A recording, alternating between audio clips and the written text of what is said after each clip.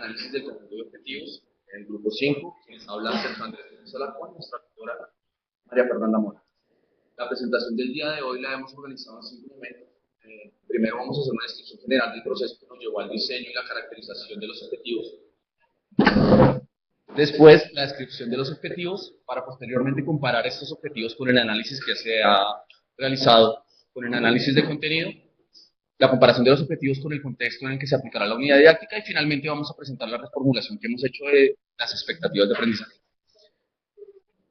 Cuando el grupo empezó a hacer el análisis de las tareas prototípicas de gastritis y microprocesadores, nos dimos cuenta que los estudiantes siempre entran de alguna manera en un esquema que les presenta una entrada, un proceso y una salida. La entrada es aquel espacio donde el estudiante recibe la información de alguna manera, el proceso es cuando el estudiante manipula esta información y la salida es cuando el estudiante de alguna manera da una respuesta a lo que se le estaba solicitando. Nos dimos cuenta que esto tiene mucho que ver con los procesos de formular, de emplear y de interpretar. La pregunta del grupo ahora era, ¿cómo hacemos para relacionar esta nueva hipótesis que nos surge con el trabajo que ya veníamos realizando, es decir, con los objetivos que ya teníamos en la unidad didáctica?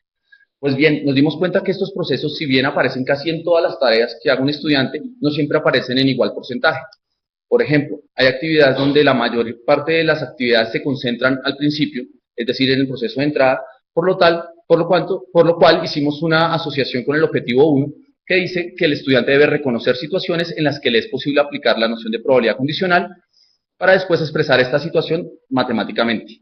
Aquellas actividades donde el grueso de las tareas se concentra en el quehacer del estudiante, en los procesos que él desarrolla, pues tendría una correspondencia con el objetivo 2, donde se le pide que resuelva situaciones que involucren probabilidad condicional haciendo uso de algún sistema de representación, sin olvidar, por supuesto, que existe la intersección de eventos y la dependencia de eventos, y finalmente aquellas actividades donde el grueso se concentra en las explicaciones que él debe dar, pues estaría más de acuerdo con lo que nosotros llamamos objetivo 3, que es interpretar resultados obtenidos con el modelo de la probabilidad condicional y darle a esto un sentido en un contexto. Veamos ahora la descripción de cada uno de estos objetivos. Tenemos entonces, este es el grafo que corresponde al objetivo 1. Si nos damos cuenta, las primeras capacidades que se activan corresponden con identificar, bien sea en la situación de probabilidad o bien sea los datos que le dan el problema, desarrolla todo un camino que ya vamos a explicar, pero queremos resaltar que también hace parte, no todo es identificar, sino que también hay una parte del proceso de emplear, por eso nos damos cuenta que todo esto aparece en todos los objetivos. Bien, si se dan cuenta hay dos caminos, un camino por la parte de arriba y un camino por la parte de abajo. El camino de la parte de arriba es cuando al estudiante se le da información y se le pide que él debe organizar esta información para poder producir un tipo de respuesta. Y el otro camino es cuando el estudiante se le da la información ya y se le pide es que analice esta información. En el primer camino, por ejemplo, si se le pide que organice, él debe representar esta situación en algún sistema de representación, por ejemplo en diagramas de árbol, y por la parte de abajo nos damos cuenta que si se le pide es que lea una información, él debe identificar este tipo de información, por ejemplo en un diagrama de Venn. Esta es una tabla de las secuencias de capacidades que corresponde al objetivo número 1. Si nos damos cuenta, la mayoría de las capacidades se concentran en el proceso de formular. El objetivo 2 ya lo habíamos trabajado en la actividad 3.3, lo llamamos acá nuevamente, porque es importante darse cuenta que el objetivo 1 aparece muy levemente y las actividades relacionadas al objetivo 1 aparecen levemente al principio, mientras que las del objetivo 2 aparecen al final. La tabla de este objetivo, si nos damos cuenta, la mayoría de las secuencias de capacidades corresponden al proceso de emplear. Finalmente, para mirar el grafo del objetivo número 3, nos damos cuenta que hay dos formas de llegar a la parte final del ejercicio o de las actividades. Un camino que es cuando se le ha suministrado la información al estudiante y otro camino que es cuando la información se le suministra, pero él es el que debe organizarla. Por decir algo, si estamos por el camino donde él lee la información, debe activar capacidades como interpretar estos datos que son suministrados en una tabla de contingencia, mientras que si es él el que tiene que hacer las producciones, activa capacidades como resolver situaciones aplicando tablas de contingencia. Bien, una vez que el estudiante ha pasado esta etapa del proceso, se encuentra con la respuesta y él debe mirar, bueno, ¿y ahora qué voy a hacer con esta respuesta? Entonces, por ejemplo, tenemos la secuencia de capacidades 12 y 20, donde la capacidad 20 dice que el estudiante encuentra equivalencias numéricas entre fracciones, decimales, porcentajes. Es decir, él tiene que interpretar una respuesta, si es 0.2, a qué fraccionario corresponde y en el contexto de eso qué quiere decir. Por lo tanto, también activa capacidades como comprender resultados numéricos en términos cotidianos para finalmente interpretar el resultado de todo su proceso dependiendo del sistema de representación. La tabla que corresponde al objetivo número 3, y si nos damos cuenta, la mayoría de secuencias de capacidades corresponden al proceso de interpretar. Se quedó ya. Bien, vamos a mirar la coherencia del conjunto de los objetivos con el análisis de contenido que se ha realizado en actividades anteriores. Cuando hablamos de contextos fenomenológicos, el grupo identificó 3 contextos, uno que hace referencia a los eventos imposibles, otros a los eventos seguros, y otros a todos aquellos que caen en el intervalo abierto entre 0 y 1. Si nos damos cuenta, la mayoría de actividades de probabilidad condicional corresponden a lo que nosotros llamamos contexto intervalo abierto, que tiene que ver con la subestructura que hemos denominado intersección no vacía de 2 eventos.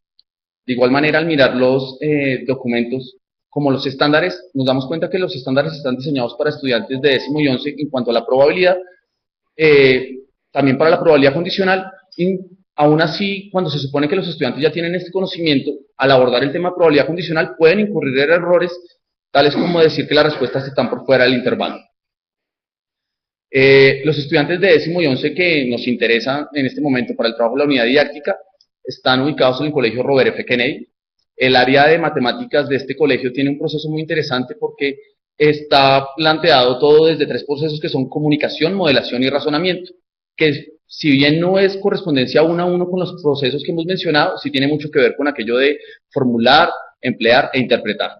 Por otra parte, todas las actividades del colegio, encaminadas desde el proyecto del ciclo quinto, lo que buscan es la proyección laboral y profesional de los estudiantes, y esto está muy en sintonía con el tipo de tareas prototípicas que hemos planteado. Reformulación de las expectativas de aprendizaje. El grupo se dio cuenta que al mirar las expectativas habíamos incurrido en un error muy frecuente de los docentes, que es presentarle al estudiante actividades muy secuenciales. Haga el 1, según lo que le dio en el 1 haga el punto 2, según lo que le dio en el punto 2 haga el punto 3, y nos dijimos, bueno, ¿y qué pasa con aquellos estudiantes que se vararon en el punto 1? Quiere decir que nunca van a llegar al punto 3, nunca nos van a decir cómo van con los últimos objetivos. Pues bien, en este orden de ideas nos dimos a la tarea de reformular un poco la actividad, planteando lo que se ha venido comentando antes, esas actividades donde al estudiante no se le pide que diseñe una tabla o un árbol, sino que se le presenta la información de una vez. La excusa fue que el doctor colombiano que tenía el problema de gastritis dijo, yo voy a participar en un coloquio y quiero asociarme con un doctor mexicano y con un doctor chileno. El coloquio se llama Mitos y Verdades sobre la Gastritis. Intercambiaron llamadas telefónicas y el doctor mexicano le mandó la información de sus pacientes en un diagrama de árbol, mientras que el doctor chileno le envió la información en una tabla de contingencia. La pregunta es, ¿cuál de los siguientes títulos será el más apropiado para presentar en la ponencia? Se puede elegir más de una opción. ¿Por qué más de una opción? Como el congreso se llama Realidades y Mitos, entonces le proponemos al estudiante 3 realidades y 3 mitos que corresponden al análisis de las tablas y de los diagramas de árbol. Si nos damos cuenta, una realidad es que menos de la mitad de los latinos tienen gastritis, mientras que el mito que le corresponde es que el porcentaje de los latinos que tienen gastritis, sabiendo que creen no tenerla, es inferior a 50%. Después de haber modificado esta actividad, nos dimos cuenta entonces que el proceso que habíamos mencionado, la entrada, la información ya le es filtrada para el estudiante. En el proceso él no debe organizarla, sino que debe asumirla y entenderla, para que en la salida él interprete los resultados. En este orden de ideas, una capacidad como la que teníamos, una capacidad 8 que dice representa una situación haciendo uso de reglas del procedimiento de diagrama de árbol, nos origina 2 capacidades nuevas. Una muy similar, donde él ya no representa, sino que identifica. Otra, donde él no representa ni identifica, sino que lee e interpreta. Y afortunadamente los errores, como son muy similares, aplican para cualquiera de estas capacidades. Muchísimas gracias.